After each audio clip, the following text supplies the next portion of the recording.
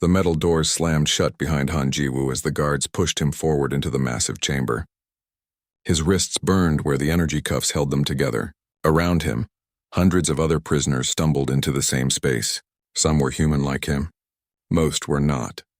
Jiwoo had been a soldier for 8 years. He had fought in 12 battles across 5 star systems. None of that mattered now. 3 weeks ago, his unit was captured during the Battle of Kepler 442. The Dominion Coalition had destroyed their ships and taken the survivors. Now he stood in the Galactic Crucible Station, the most feared gladiatorial complex in known space. The chamber was huge. The ceiling stretched so high that Jiwoo could barely see it through the dim light. The walls were dark metal, covered in scratches and old bloodstains. Other prisoners pressed against him from all sides.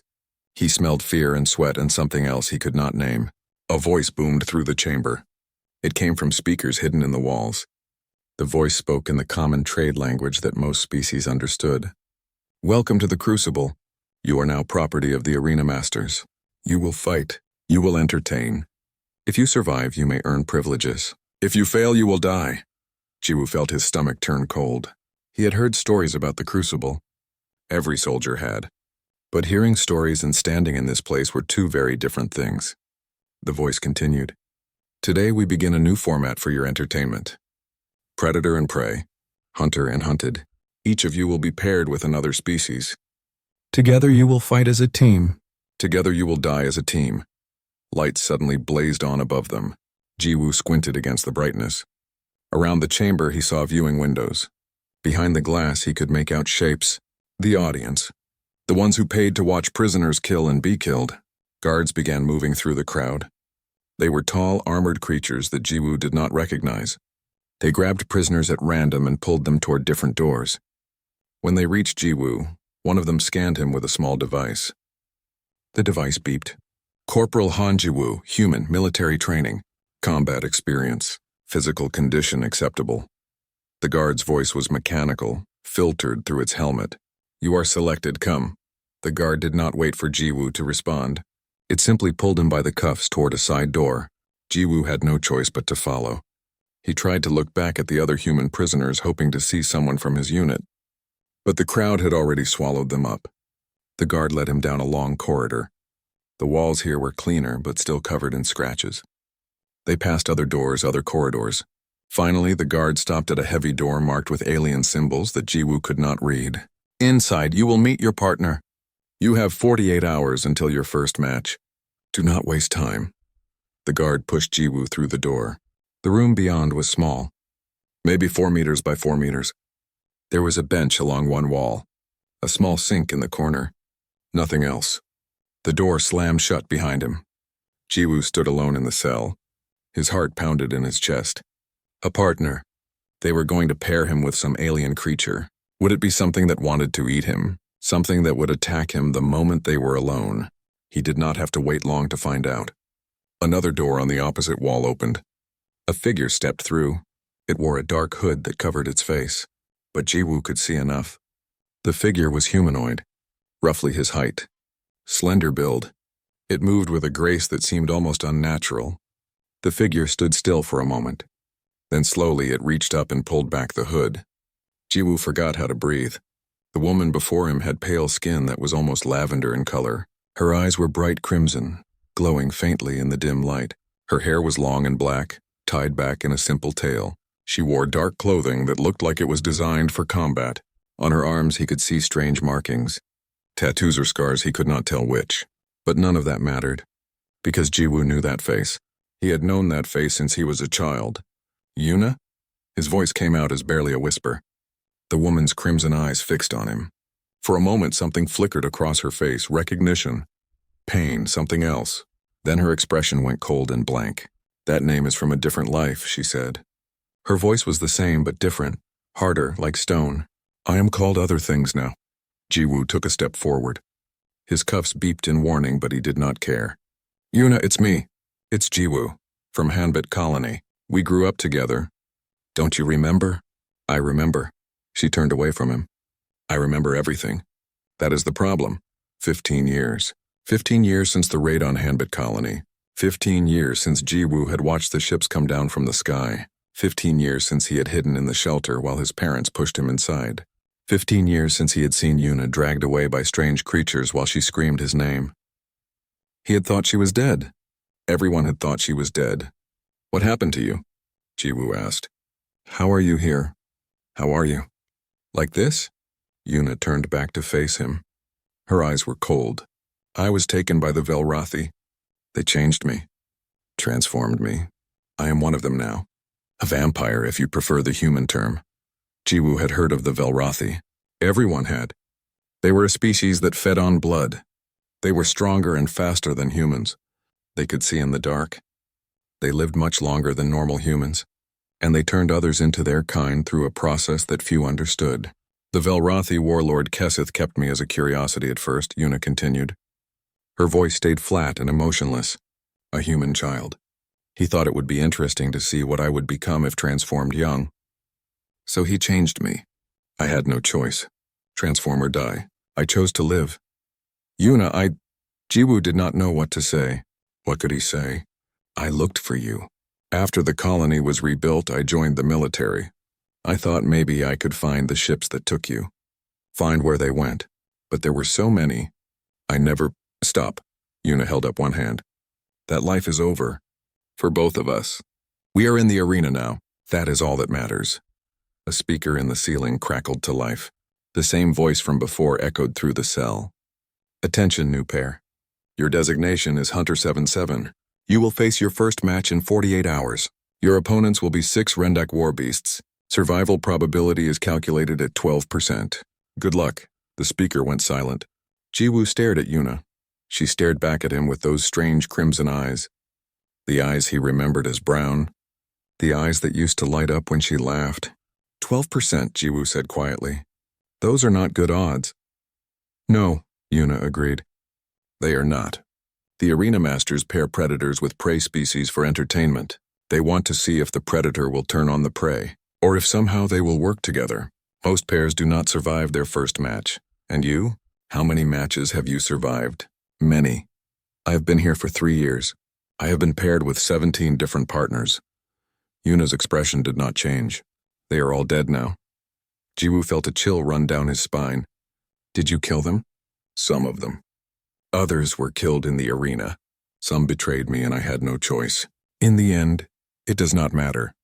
Dead is dead. She moved to the bench and sat down. Her movements were fluid, almost like water. Not quite human anymore. You should rest, Yuna said. Tomorrow we train. If you want any chance of surviving, you will need to learn to fight alongside me, and you will need to accept what I have become. Jiwoo slowly sat down on the opposite end of the bench. He looked at the woman who had once been his best friend. The girl who had promised they would explore the stars together. The girl who had laughed at his terrible jokes and beaten him at every game they played. That girl was gone. In her place was this creature. This vampire. This cold, hard survivor who had killed 17 people.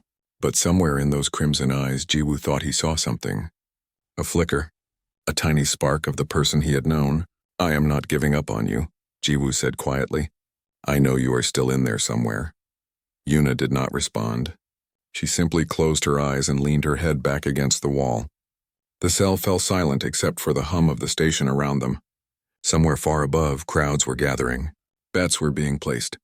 The arena was preparing for another show, and Han Jiwoo sat in a cell with a ghost from his past, knowing that in 48 hours they would either fight together or die together. He did not plan on dying. The lights in the cell never fully went out. They only dimmed to a low glow that cast everything in shades of gray. Jiwoo could not tell how much time had passed. His internal clock was confused from weeks of captivity and travel. He guessed maybe 6 hours had gone by since he had entered this cell. Since he had seen Yuna again. She sat on the bench across from him. Her eyes were open now, staring at the wall. She had not moved for the past hour.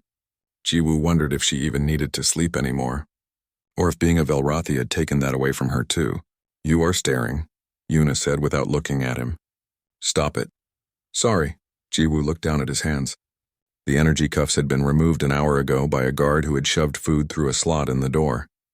The food was some kind of processed bar that tasted like cardboard but filled his stomach. Yuna had not touched hers. Do you not eat regular food anymore? I can, but it does nothing for me. It is like eating paper. No nutrition, no satisfaction. She finally looked at him. I need blood to survive. The arena provides it. Animal blood, usually. Sometimes they give me nothing and watch to see if I will turn on my partner. Jiwoo felt his throat go dry. Have you ever... with a partner? No, I have control. Most of the time. Yuna stood up and walked to the small sink. She splashed water on her face.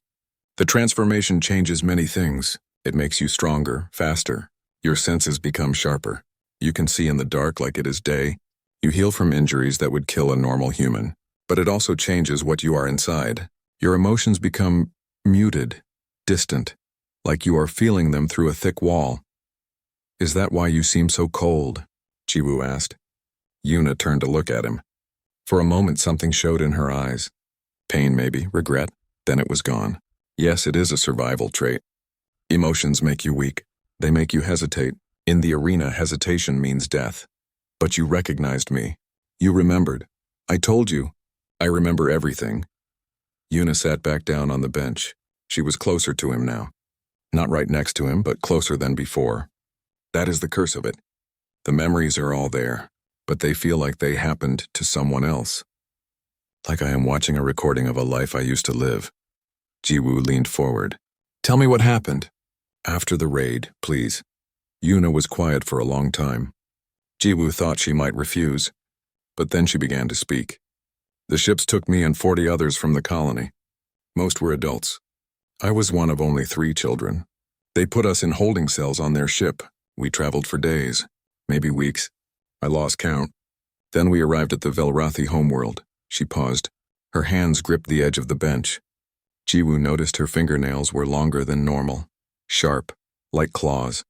Most of the adults were sold as slaves or workers. But the warlord Keseth took interest in me. He said I was young enough that the transformation might take fully. Older humans sometimes reject it. Their bodies fight back and they die. Children are more adaptable. Jiwoo felt sick. How old were you? 11, you know that. You were there. Yuna's voice remained flat. The transformation took 3 days. It felt like my body was being torn apart and rebuilt. Every nerve was on fire. I screamed until my voice gave out. When it was over, I was no longer human. Not completely. Yuna, I am so sorry. If I had been braver that night, if I had gone after you instead of hiding, you would be dead. She cut him off. Her crimson eyes fixed on his. You were 12 years old. What could you have done? Your parents did the right thing by hiding you. At least you survived. At least one of us got to stay human. Jiwoo wanted to argue, wanted to say that he should have done something. But he knew she was right. He had been a child. A scared child hiding in a shelter while the world burned above him. What happened after you were transformed? He asked instead. Keseth trained me, taught me to control my new abilities, to hunt, to kill. He used me as an assassin for a while. I was small, young-looking.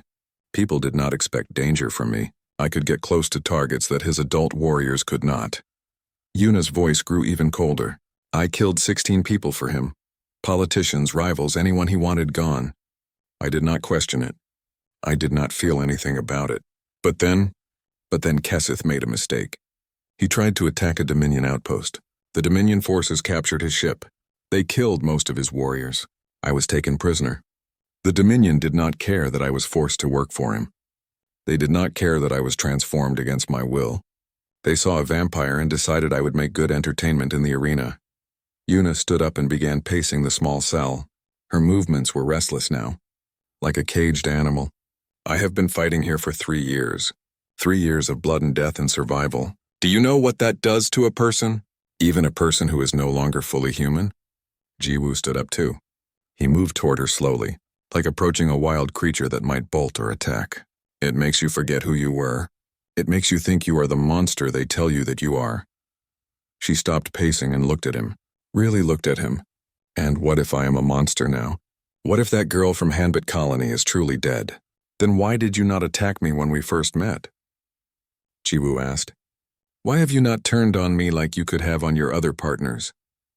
Yuna opened her mouth to respond, but no words came out. She looked confused, like she had not thought about it before. Because you are not a monster, Jiwoo continued. He took another step closer. You are a survivor. You did what you had to do to stay alive. That does not make you a monster. That makes you human. I am not human anymore.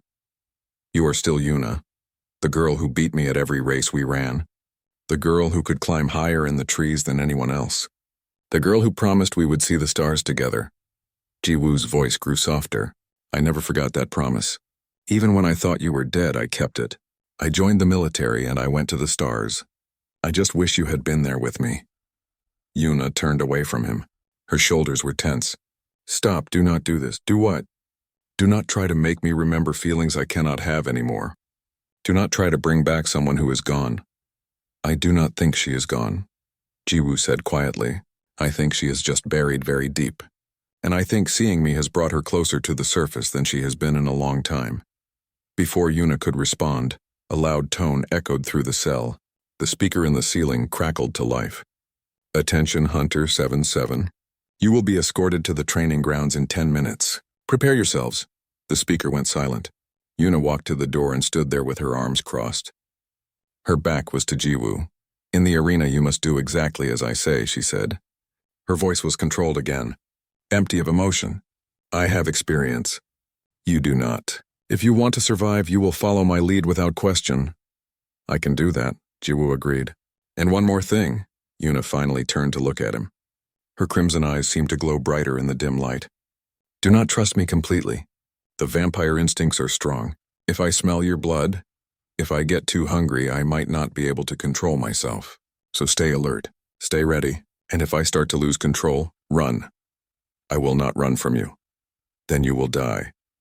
Yuna's expression was hard, and I will be the one who kills you. Do you understand? Jiwoo held her gaze. I understand, but I still will not run. The door suddenly opened. 2 guards stood outside. They gestured for Jiwoo and Yuna to follow. As they walked out into the corridor, Jiwoo could feel the weight of what was coming. In less than 48 hours, they would step into the arena. They would face 6 war beasts with only 12% chance of survival. But right now, in this moment, Jiwoo did not care about the odds. He had found Yuna. After 15 years of thinking she was dead, she was alive. Changed, yes. Different, yes. But alive. And he would do everything in his power to keep her that way. Even if it meant facing down monsters, even if it meant dying beside her. Together or not at all, that was a promise worth keeping. The training grounds were nothing like Jiwoo expected. He had imagined a simple room with weapons and targets. Instead, the guards led them into a massive space that looked like a real battlefield. The ground was covered in sand and rocks. Broken walls and debris were scattered everywhere. Above them, the ceiling was so high that it created the illusion of open sky. This is where pairs learn to work together, one of the guards explained in its mechanical voice. Or where they learn they cannot. You have 12 hours to train. Make them count. The guards left through a heavy door. The door sealed shut behind them with a loud clang. Jiwoo and Yuna were alone. Yuna immediately began walking around the space. She moved like a cat, checking every corner and shadow. Her eyes scanned everything. Jiwoo watched her. Even now, even changed as she was, he could see hints of the girl he had known. The way she tilted her head when she was thinking. The way she moved with purpose and confidence. What are you waiting for? Yuna called out. Come here. Jiwoo jogged over to where she stood near a rack of weapons. There were blades of various sizes, some kind of energy rifles and other weapons he did not recognize. Can you shoot? Yuna asked. Yes, I was a soldier, remember? I am good with most firearms. Good, take that rifle. She pointed to a weapon that looked similar to the ones humans used. Check if it works. Get a feel for the weight. Jiwoo picked up the rifle. It was lighter than he expected, but well balanced. He checked the energy cell. Full charge. He aimed at a piece of debris across the training ground and fired. The bolt of energy shot out and hit the target dead center. Not bad, Yuna said. She selected 2 curved blades from the rack. They looked sharp and deadly in her hands. In the arena, they will give us weapons. But we cannot rely on them. Weapons break. Weapons run out of power. Your real weapons are your mind and your body. She moved to the center of the training ground. Attack me. What? Attack me. Try to hit me. I need to see what you can do. Jiwoo hesitated. I do not want to hurt you. You will not. Yuna's smile was cold. Trust me. Jiwoo set down the rifle and moved toward her. He had been trained in hand-to-hand combat. It had been part of his military training. But he had never fought someone like Yuna before.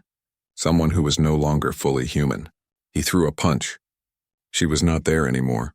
She had moved to his left so fast that he barely saw it. He spun and tried again. She dodged easily, almost lazily. Faster, she said.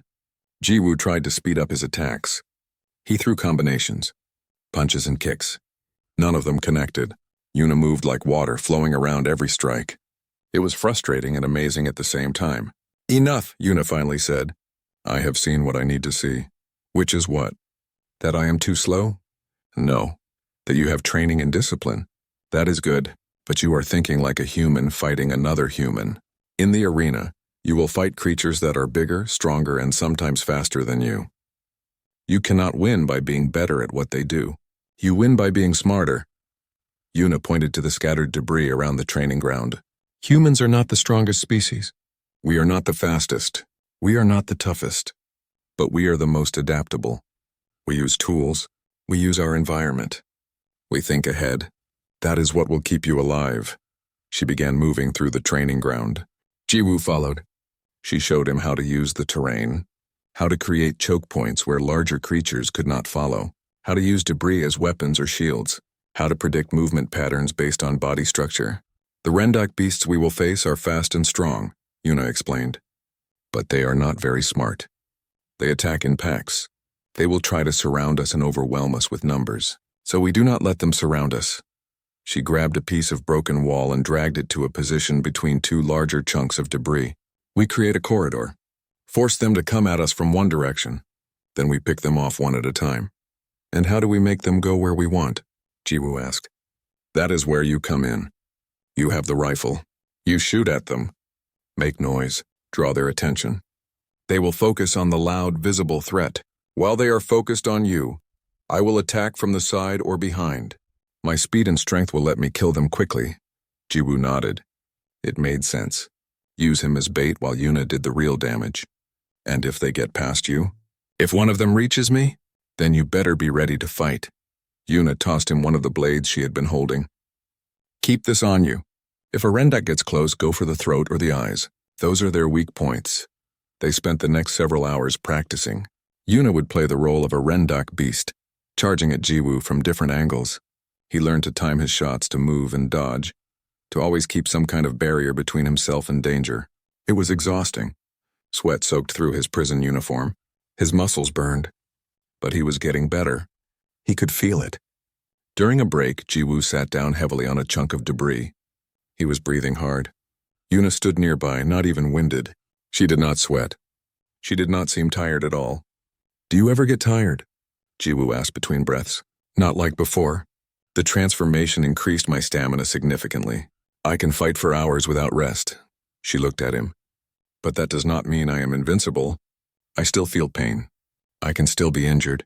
It just takes more to hurt me than it would take to hurt you. What about blood? You said you need it to survive. How long can you go without it? Yuna's expression became guarded. Why do you ask?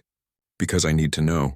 If we are going to fight together, I need to know if you will suddenly get weak or lose control. She was quiet for a moment. Then she sat down on the debris next to him. Not close enough to touch, but closer than she had been. I can go several days without blood. Maybe a week if I am not fighting. But the longer I go, the weaker I become. And the hunger gets worse. Much worse. How long has it been since they gave you blood? 4 days. Jiwoo felt a chill. Will you be okay for the match tomorrow? I will manage. The arena masters know they need to keep their fighters in decent condition. They will give me something before we fight. Yuna looked away. But you should know. When I fight, when I kill, the smell of blood makes the hunger worse. Much worse. That is when I am most dangerous to you. Then we will make sure the fighting ends quickly, Jiwoo said. They sat in silence for a while. Above them, the artificial sky seemed to shimmer. Jiwoo wondered what the real sky looked like above this station. He wondered if he would ever see a real sky again. Can I ask you something? Jiwoo said. You will anyway. Do you remember Hambit Colony? The real memories, I mean, not the distant ones. Do you remember what it felt like? Yuna was quiet for so long that Jiwoo thought she would not answer. Then very softly she spoke. I remember the summers, how hot the days were, how we would sneak away to the creek and swim until your mother called us back for dinner. You always swam better than me, Jiwoo said with a small smile. You always sank like a rock. Was that almost a smile on her face? It was gone so fast that Jiwoo could not be sure. I remember the night sky too, the 2 moons. We would lie on the grass and make up stories about the constellations. You said we would name a star together, someday. That was a child's dream. Dreams do not have to die just because we grow up. Yuna turned to look at him. Her crimson eyes met his. Everything dies eventually, Jiwoo. Dreams, people, hope, it all dies. I do not believe that. Before Yuna could respond, Jiwoo's foot slipped on the debris. He fell backward and his hand scraped against a sharp piece of metal. Pain shot through his palm. When he pulled his hand back, blood welled up from a deep cut. The change in Yuna was instant. Her entire body went rigid, her eyes fixed on his bleeding hand. Her pupils dilated until the crimson was almost black. She stood up quickly and backed away. Yuna? Jiwoo got to his feet holding his injured hand. Are you okay? Stay back. Her voice was strained, tight, like she was fighting something. Your blood. The smell. It is strong. Jiwoo could see her hands shaking. Her breathing had become rapid. She was staring at his hand like it was the only thing in the world. He should have been afraid. Every instinct should have told him to run. But instead, Jiwoo did something that surprised even himself. He walked toward her. Jiwoo, no. Stay away from me. Yuna backed up until she hit the wall. I cannot. I am losing control. Then take it. Jiwoo held out his bleeding hand. If you need blood to be strong for tomorrow, take it. I trust you. You should not trust me. Not with this. But I do. Yuna's eyes were wide. She looked terrified. Not of him. Of herself. Of what she might do. Her fangs had extended. Jiwoo could see them now, sharp and white against her lips. I could kill you, she whispered. You could, but you will not. Jiwoo moved even closer. Because somewhere inside you, Yuna is still there. And she would never hurt me. For a long moment, they stood frozen. The only sound was Yuna's ragged breathing. Then slowly, she reached out and took his hand. Her touch was gentle, careful. She brought his palm close to her face and breathed in. Her eyes closed. Just a little, she whispered. Just enough. Her tongue touched the cut on his palm. Jiwoo felt a strange sensation. Not painful. Almost like a tingling. Yuna's body seemed to relax. The tension drained out of her. She took a few small swallows, then pulled away.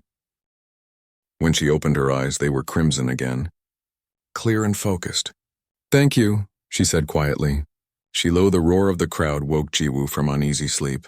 He sat up on the bench in their cell and looked around. Yuna was already awake, standing by the door. She had been given fresh clothing, dark armor that covered her vital areas but left her arms and legs free to move. She looked like a warrior, deadly and beautiful and terrifying all at once. They are excited today, Yuna said without turning around. A new pair always draws big crowds. They want to see if we will work together or tear each other apart. Jiwoo stood and stretched. His body ached from yesterday's training. A guard had brought him armor too.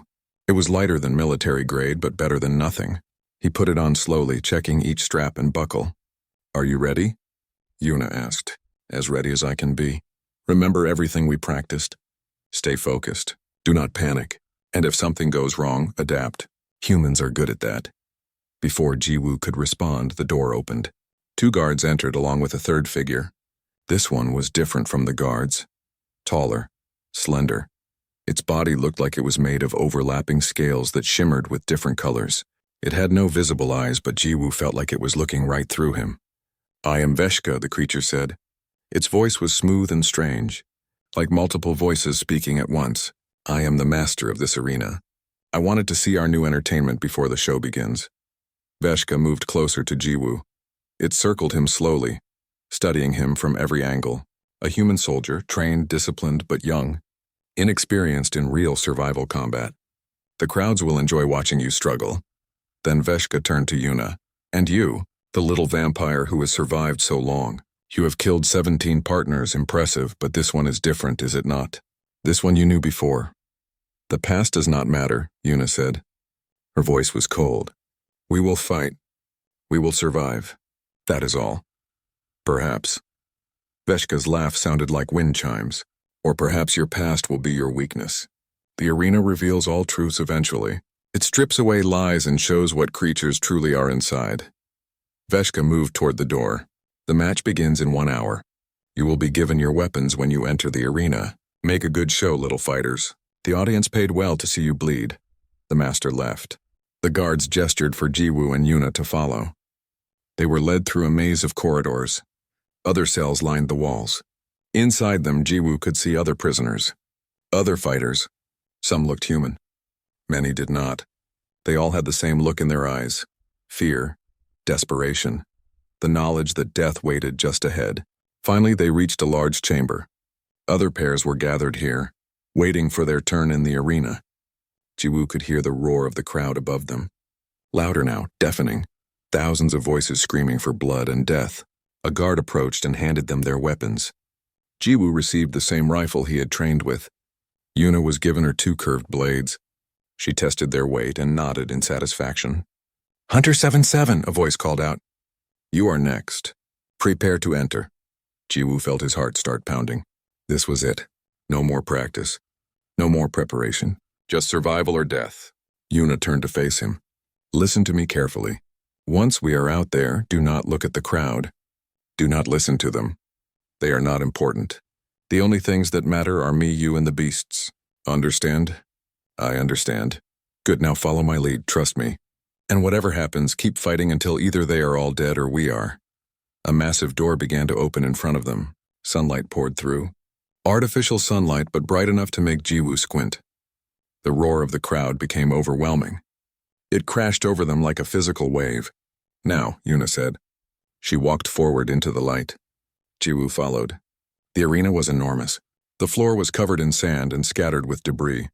Walls and barriers were placed randomly across the space. Above them, thousands of aliens sat in rising tiers of seats.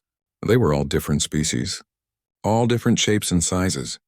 But they all wore the same expression: hunger, excitement, bloodlust.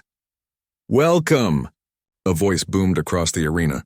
It was Veshka speaking from somewhere above. "Today we have a special treat. A human soldier paired with a Velrothi vampire. Will they work together? Or will ancient instincts tear them apart? Place your bets and find out." The crowd screamed with excitement. Jiwoo forced himself to tune them out. Just like Yuna had said, they did not matter. Across the arena, a door opened. 6 creatures emerged. The Rendak wore beasts. They were bigger than Jiwoo had imagined. Each one stood about 2 meters tall at the shoulder. Their bodies were covered in thick, dark fur. Their heads were low and wide, with powerful jaws full of sharp teeth. They moved on 4 legs, muscles rippling under their fur. 6 beasts, Veshka announced. "Will our new pair survive?" The odds say no. "Prove them wrong if you can." The Rendak spread out, circling slowly. They were smart enough to surround their prey. Jiwoo felt his mouth go dry. Training was one thing, but facing these creatures in reality was completely different. "Move to the barrier on your left," Yuna said quietly. "Slowly. Do not run." Jiwoo did as she instructed. They backed toward a section of wall that created a narrow passage between 2 larger chunks of debris, just like they had practiced. The Rendaks followed, growling low in their throats. "When I move, start shooting," Yuna said.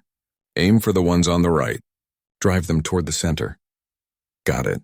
Yuna exploded into motion. She was so fast that Jiwoo barely tracked her movement. She went straight at the closest Rendak, her blades flashing. The beast tried to snap at her, but she was already past it. Her blade cut deep into its side. The Rendak howled and stumbled. Jiwoo raised his rifle and fired at the beasts on the right. The energy bolts hit them in the shoulders and legs. Not killing shots, but enough to hurt them. Enough to make them angry. The beasts snarled and charged toward him. Perfect. Now they were coming from one direction instead of surrounding them.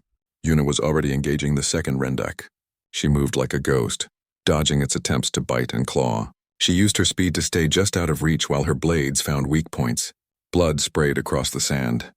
The first injured Rendak was trying to get back up. Jiwoo shot it twice more and it collapsed. 1 down, 5 to go.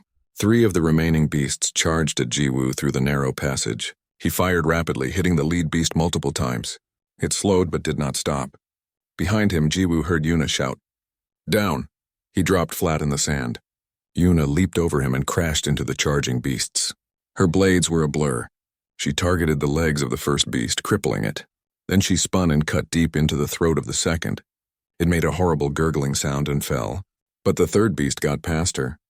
It charged straight at Jiwoo, jaws open wide. Jiwoo rolled to the side and came up with the blade Yuna had given him. As the Rendak turned to attack again, he drove the blade up into its throat. The beast's weight knocked him backward. Its claws raked across his armor. Pain flared in his side where the armor had not fully protected him, but the blade had found its mark. The Rendak made a choking sound and collapsed on top of him. Jiwoo struggled to push the heavy body off. Yuna was suddenly there, helping him up. "Are you hurt?" "Just scratched. I am fine. 3 beasts down, 3 to go." But the remaining Rendaks had learned. They were not charging blindly anymore. They circled carefully, watching for openings. "They are adapting," Yuna said. "We need to change tactics." The Alpha Rendak, larger than the others, moved forward. It was testing them, feinting, trying to draw them out. Behind it, the 2 remaining beasts waited. "I will draw the Alpha," Yuna said. "You take the other 2. "Can you do it?" "I will have to." Yuna ran straight at the Alpha. The massive beast lunged at her. She dodged under its jaws and raked her blade across its face. The Alpha roared in pain and fury. It chased after her, completely focused on her now. The other 2 beasts saw Jiwoo alone and charged. He ran toward a chunk of debris and used it to block their approach. When the first beast came around the left side, he shot it point blank in the face. It dropped instantly. The second beast was smarter. It leapt up onto the debris, trying to come at him from above.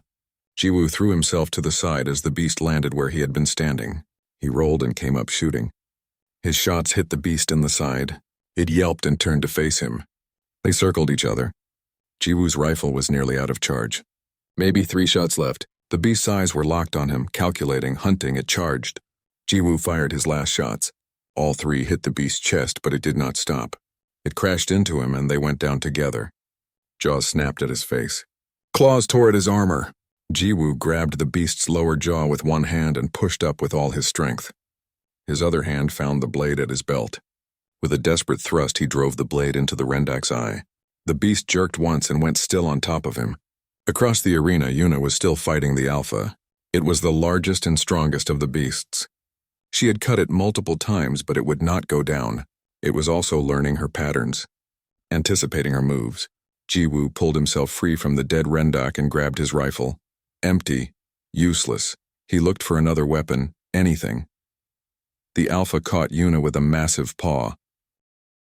2 weeks passed in the arena.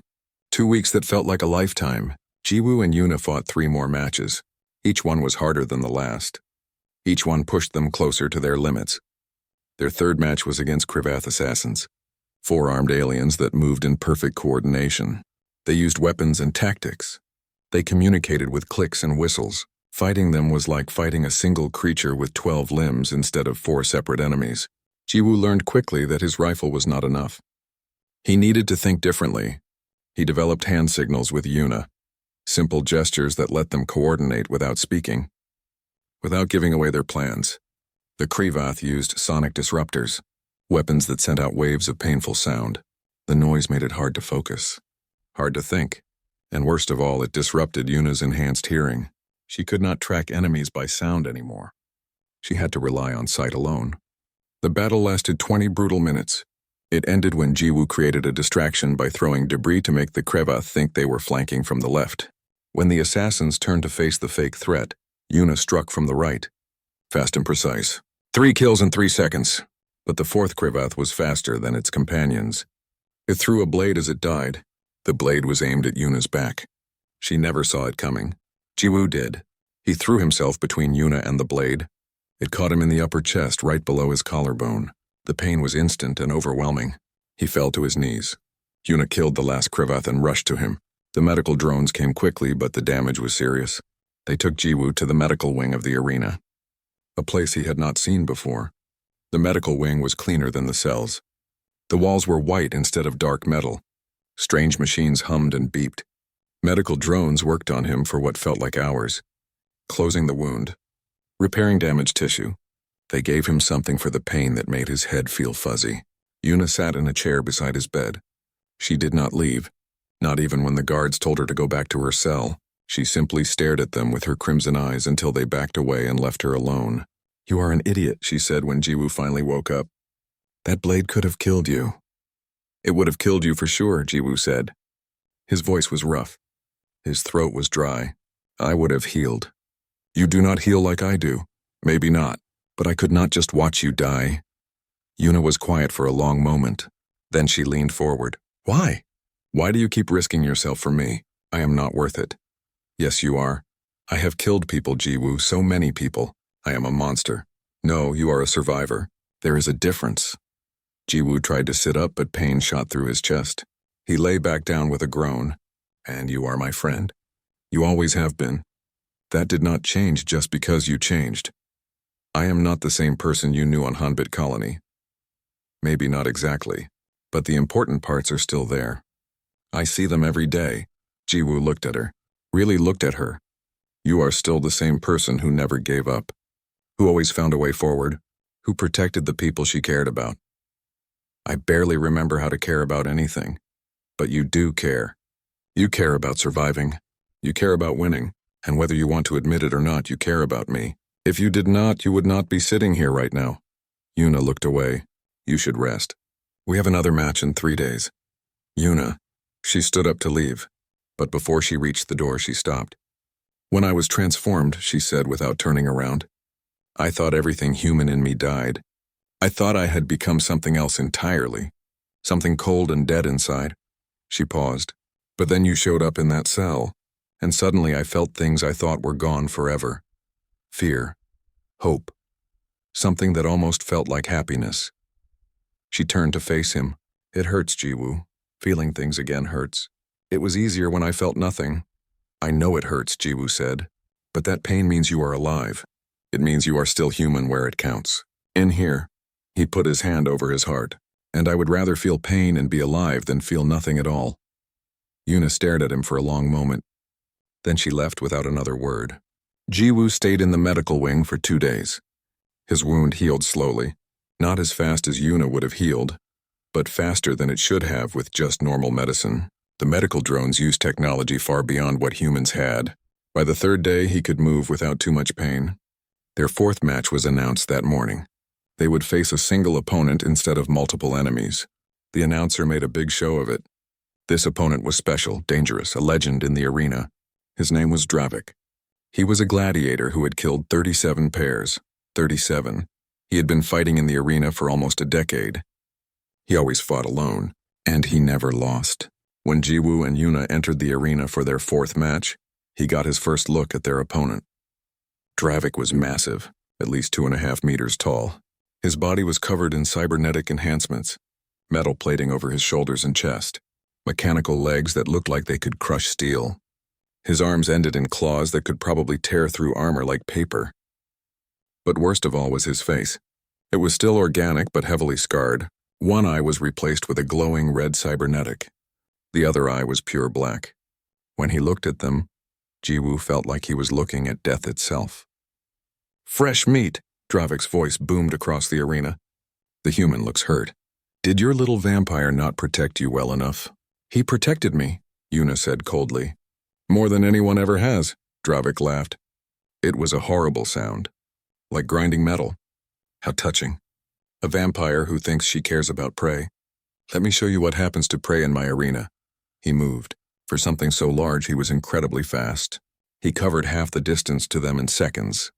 Jiwoo fired his rifle, but the energy bolts bounced off Dravik's armor plating. "Spread out," Yuna shouted. She went left, Jiwoo went right. Dravik chose to pursue Jiwoo. "The weak one first," he said. "Then I will take my time with your vampire." Jiwoo ran. His chest still hurt from his injury. He was not at full strength. And Dravik was gaining on him. Fast. He dove behind a barrier just as a massive claw smashed into the space where he had been. The barrier shattered under the impact. Jiwoo rolled and came up shooting. The bolts hit Dravik in the face, but the cyborg just laughed. "Tickles," Dravik said. Yuna attacked from behind. Her blade struck at the joints in Dravik's armor, looking for weak points. She was fast and precise. But Dravik was experienced. He spun and caught her with a backhand that sent her flying. She hit a wall and dropped to the ground. Dravik turned back to Jiwoo. Alone now, little human. How does it feel to know you are about to die?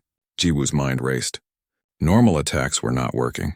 The armor was too strong, but every armor had weak points, joints, gaps, places where the metal had to bend and flex. He just needed to survive long enough to find them. Dravik charged. Jiwoo waited until the last possible second, then dove under the massive claws. He came up behind Dravik and fired at the back of the cyborg's knee. The joint sparked. Not enough to stop him, but enough to slow him. Clever, Dravik said. But not clever enough. He spun faster than Jiwoo expected. A metal fist caught him in the side. Jiwoo felt ribs crack. The pain was incredible. He flew backward and landed hard in the sand. His rifle fell from his hands. Dravik walked toward him slowly, taking his time, enjoying this. I thought you might be different. The way you two fought together in your first matches. I thought maybe you would give me a challenge, but no. You are just more weak meat for me to break. He reached down and grabbed Jiwoo by the throat, lifted him off the ground like he weighed nothing. Jiwoo could not breathe. Panic flooded through him. Say goodbye to your vampire, Dravik said. He raised his other claw to strike, to end it. Yuna's scream cut across the arena. It was not a sound Jiwoo had heard before. Not human, not controlled. It was pure rage and fury and something primal. She hit Dravik like a missile. Her blades were gone. She was using her bare hands now. Her claws. Her fangs. She attacked with a savage fury that was terrifying to watch. Dravik dropped Jiwoo and tried to defend himself. But Yuna was not fighting like a trained fighter anymore. She was fighting like a true vampire. Like a predator with nothing left to lose. She tore through his armor. Found gaps and weak points with instinct rather than tactics. Her claws ripped at his organic parts. Her fangs sunk into his throat. Dravik tried to throw her off, but she held on. Relentless. Jiwoo struggled to his feet. His throat hurt. His ribs hurt. Everything hurt. But he could see what was happening. Yuna was winning, but she was losing herself in the process. Dravik finally fell. His cybernetic systems were failing. Blood poured from multiple wounds. He was dying. But Yuna did not stop. She kept tearing at him, kept attacking. She was lost to the bloodlust now. The vampire instincts had completely taken over. Yuna, Jiwoo called out. His voice was hoarse, weak. She did not hear him. Yuna, stop! He tried again. Nothing. Dravik was dead now. The fight was over. But Yuna was still attacking the body. Her hands were covered in blood. Her face was twisted into something that barely looked human. Jiwoo remembered what she had called herself as a child. Before everything went wrong. When they would play under the 2 moons of Hambit Colony. Luna, he shouted, using the nickname he had given her so long ago. Luna, please. She stopped. Her entire body, their victory against Dravik changed everything. The crowd loved them now. They chanted their designation whenever they entered the arena. Hunter 77. The names did not matter anymore. They had become legends. With that fame came rewards. 3 days after their 4th match, guards moved them to a different cell. This one was larger. It had actual beds instead of benches, a real bathroom instead of just a sink. There was even a small table with 2 chairs. Luxury, Jiwoo said as he looked around. I guess almost dying for entertainment earns you some comfort. Yuna touched one of the beds carefully, like she was afraid it might disappear. I have never had a bed here before. 3 years in the arena and I always slept on benches or the floor. Then you deserve this. They settled into the new cell. Their training continued, but now they had access to better equipment, better food, medical attention that went beyond just keeping them alive for the next match. It almost felt like they were being treated as valued property instead of disposable prisoners. Their 5th match came a week later. They faced a pack of Vorlax hunters, massive creatures with thick hides and venomous spines. The fight was brutal, but Jiwoo and Yuna had learned to work together like a single unit. They won with fewer injuries than before. Their 6th match was against a team of Kelsh warriors, armored aliens who used energy shields and plasma weapons. The fight lasted over 30 minutes, the longest match Jiwoo had ever fought. But they survived. They always survived. After their 6th victory, something unexpected happened. Veshka came to their cell personally. The arena master stood in the doorway, colors shifting across its scales. Behind it, guards waited with weapons ready. Congratulations, Veshka said in its strange multi-voice. 6 victories. You are more than halfway to earning your freedom. Freedom, Yuna repeated. There was no emotion in her voice. The freedom you promised, the one that is supposed to come after 10 wins. Yes, that freedom. Veshka moved into the cell. Its presence filled the space, made it feel smaller and more confined. But I am here to discuss the details of that arrangement. The fine print, as humans say. Jiwoo felt his stomach drop. What fine print? The rule of 10 victories is real. Pairs who win 10 consecutive matches do earn their freedom. However, there is a condition that was not explained to you. Veshka's scales rippled with colors that might have been amusement. Only one member of a pair goes free. The other stays. The words hung in the air like a death sentence. Jiwoo looked at Yuna. She stared back at him with wide eyes. That is not fair, Jiwoo said. We fought together. We earned our freedom together. Fair? Veshka's laugh was like broken glass. The arena is not about fair. It is about entertainment. And what could be more entertaining than watching a pair choose who gets to live free and who stays to die in the arena? We will not choose, Yuna said coldly. If we cannot both go free, then we both stay. That is an option, Veshka agreed. But consider carefully. One of you could escape this place, could return to a real life. All you have to do is decide which one deserves it more. The arena master moved toward the door. You have until your 10th victory to make your choice. Choose wisely. Veshka left. The door sealed behind it. Jiwoo and Yuna stood in silence. The comfortable cell suddenly felt like a trap. We knew it was too good to be true, Yuna finally said. She sat down heavily on one of the beds. Freedom was always a lie. Maybe not completely, Jiwoo said. One of us can still get out. No, Yuna, listen to me. If only one of us can go free, it should be you. She looked at him like he had lost his mind. Are you insane? You are still human. You have a life waiting for you out there, friends, maybe family. You can return to the human military. You can actually live. And what about you? You deserve freedom just as much as I do. I am a vampire, Jiwoo. Where would I go? What would I do? I cannot go back to human society. They would never accept me, and I cannot return to the Velrathi. I am a traitor to them for working with humans. She stood up and walked to the wall. I have no place in the galaxy. But you do. So when we win our 10th match, you will be the one who goes free.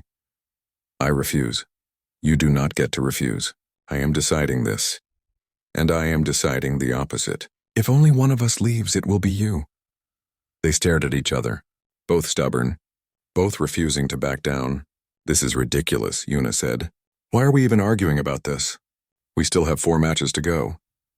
We might not even survive to make this choice. You are right. But when we do survive, I want you to know that I will not leave you here alone. Yuna opened her mouth to argue, but a small sound stopped her. A beeping noise. It came from under Jiwoo's bed. They both froze.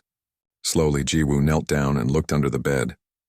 There was a small device stuck to the underside. It had not been there before.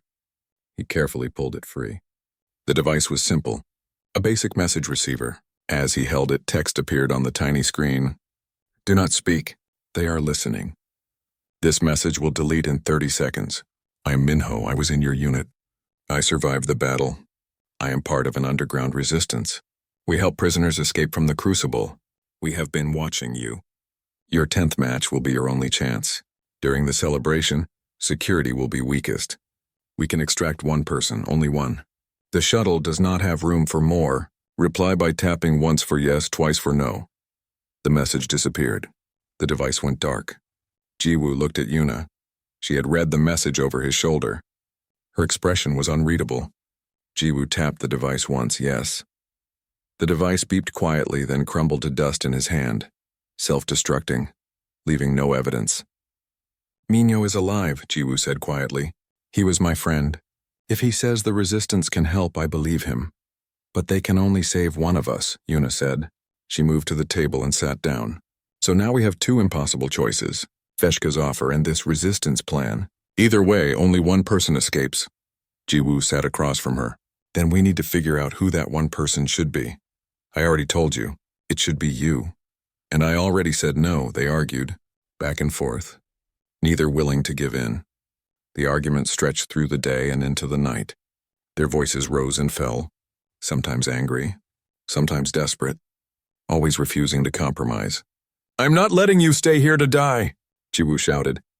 Do you understand? I spent 15 years thinking you were dead. I finally got you back. I am not losing you again. Then understand that I feel the same way. Yuna shouted back. You are the first person in 3 years who has treated me like I am still worth something, like I am more than just a monster or a tool. If you die in this arena, it will destroy whatever humanity I have left. The words hung in the air between them. Both of them were breathing hard, exhausted from fighting, not in the arena. Fighting each other. Jiwoo slumped in his chair. So what do? We cannot both go. We both refuse to let the other stay. We are stuck. Yuna was quiet for a long time. When she finally spoke, her voice was soft, tired. Maybe we are thinking about this wrong. What do you mean? Veshka's offer and the resistance plan both say only one person can escape. But what if we do not accept either offer? What if we make our own plan? How? We are prisoners. We have no resources, no allies except for one resistance member who can only save one person. We have each other, and we have proven that humans and vampires working together can survive impossible situations. Yuna leaned forward. What if we refuse to choose? What if we fight our way out together? That is insane. The security here is too strong. Even if we somehow got out of our cell, where would we go? How would we get off the station?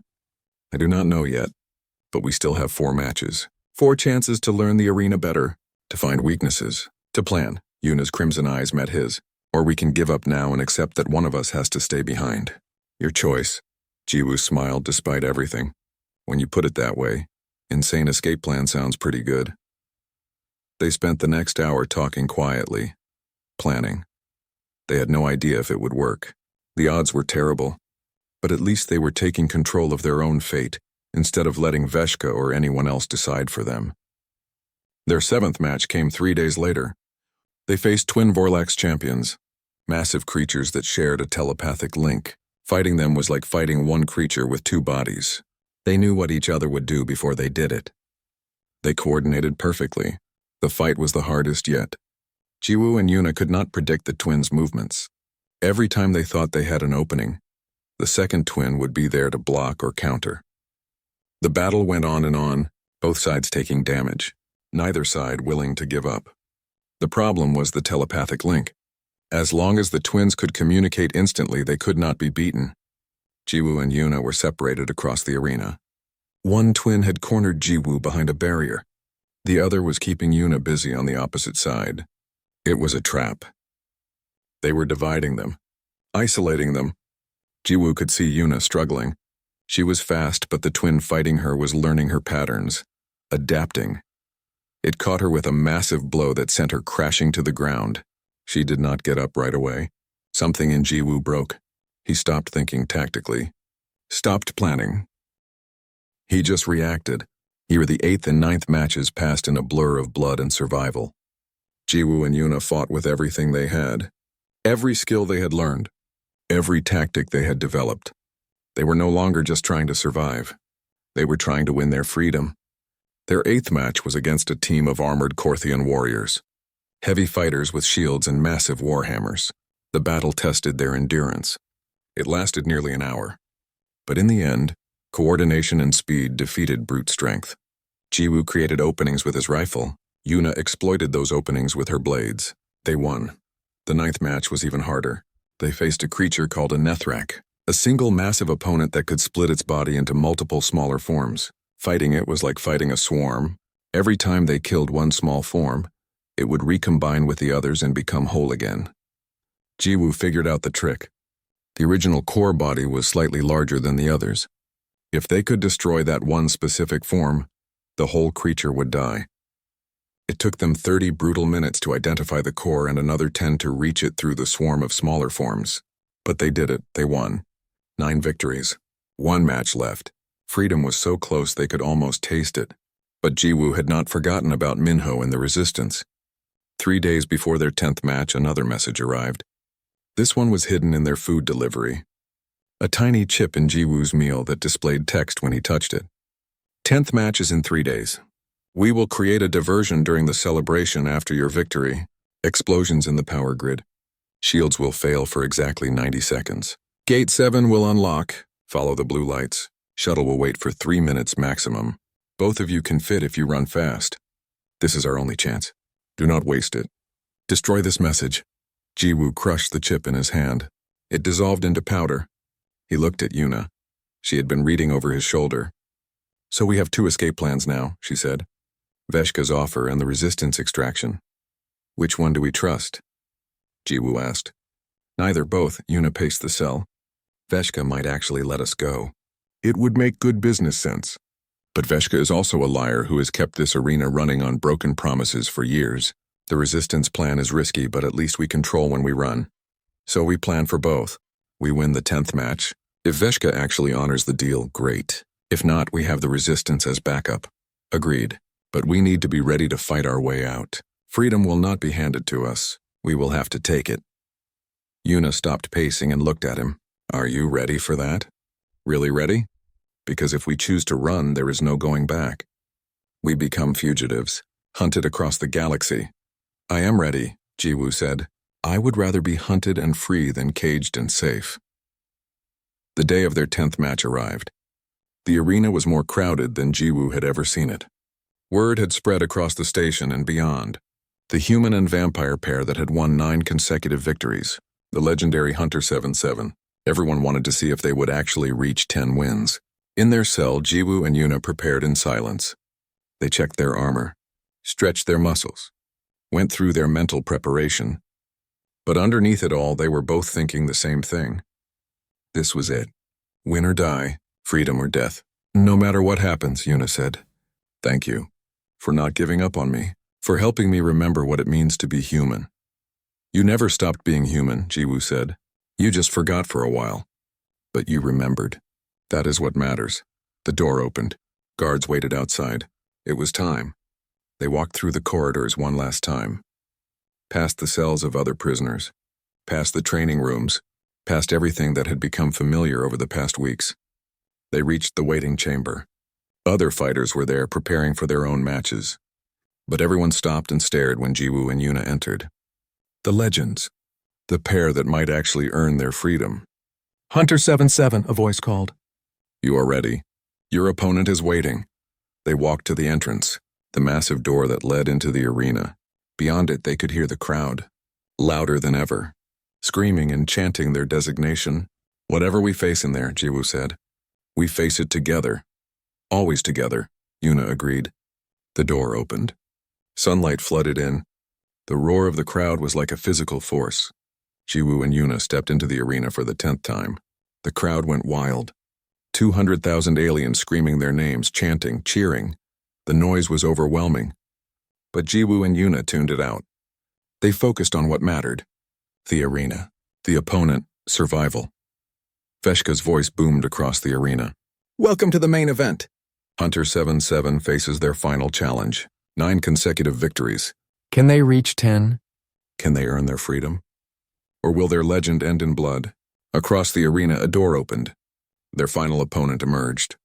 Jiwoo felt his blood run cold. It was not a beast, not a warrior. It was something worse. 2 opponents, a massive Korthian warrior in full armor, and bonded to it a war drake, a flying creature covered in scales with wings that spanned 10 meters. The drake and warrior fought as one unit. The drake provided aerial support while the warrior handled ground combat. Their names appeared on the display screens around the arena. Koresh and Thale, the reigning champions. They had held their title for 2 years. They had never been defeated. This is it, Yuna said. The real test, the match began. Koresh charged forward on foot while Thale took to the air. The drake circled above, looking for openings. Its rider carried a long spear with a gleaming point. Jiwoo and Yuna split up immediately. It was their standard tactic. Make it harder for the enemy to focus fire. But Koresh was experienced. It did not chase either of them. Instead, it held position in the center of the arena, defending, waiting. Thale dove from above. Jiwoo barely rolled out of the way as the drake's claws raked the sand where he had been standing. He fired at the drake, but it was too fast, too agile in the air. Yuna tried to attack Koresh directly, but the warrior's armor and shield were too strong. Her blades could not penetrate. And with Thale providing aerial support, she could not stay close long enough to find weak points. They were in trouble. This opponent was different from all the others, smarter, more experienced. better equipped. The battle raged for 20 minutes. Neither side could gain an advantage. Jiwoo and Yuna were getting tired. Their movements were slowing. Meanwhile, Koresh and Thalie seemed fresh, coordinated, relentless. Then Veshka's voice interrupted the fight. A special announcement. The Arena Masters have decided to make this match more interesting. Hunter 7-7, you must choose now. Who will go free if you win? Choose or both of you stay forever. Jiwoo and Yuna looked at each other across the arena. This was it. Veshka's real trap. Force them to choose in the middle of combat. Distract them. Break their focus. I choose Yuna! Jiwoo shouted. She goes free. No! Yuna screamed back. I choose Jiwoo. He is the one who deserves freedom. The crowd went wild. This was the drama they had paid for. The conflict. The impossible choice. But Jiwoo and Yuna were not paying attention to the crowd. They were looking at each other. And in that moment, they both understood. They were not choosing. They were refusing. We both go free or neither of us does.